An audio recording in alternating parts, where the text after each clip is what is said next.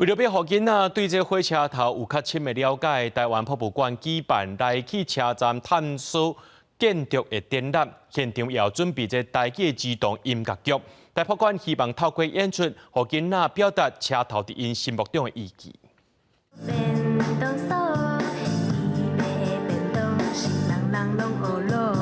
那讲到车头，代替便当是济台湾人的记忆，不管年会是倒一样的，拢真介意。我最喜欢吃台铁便当，因为它里面那个猪排很好吃。我爱吃到就是爸爸妈妈会觉得我吃太多了。火车伊经过车站，阮的目眶已经红。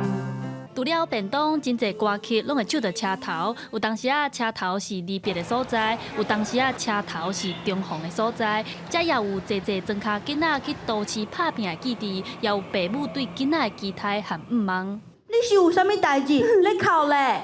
我是因为儿子要去当兵，舍不得他吃苦。这是台湾博物馆专工替囡仔打造的展览，透过各种的游戏，让囡仔了解车头的建筑和历史。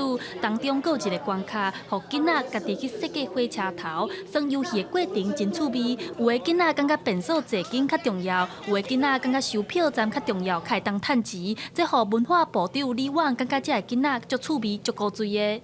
小时候去车站会觉得很快乐，是因为他要去玩。到了中年的时候去车站，就会有一种生离死别，像刚刚有个演的戏里面，那个妈妈在哭，因为她的孩子要去当兵了。到了有一天，你们像我这样年龄的时候，你会在车站里面充满了回忆。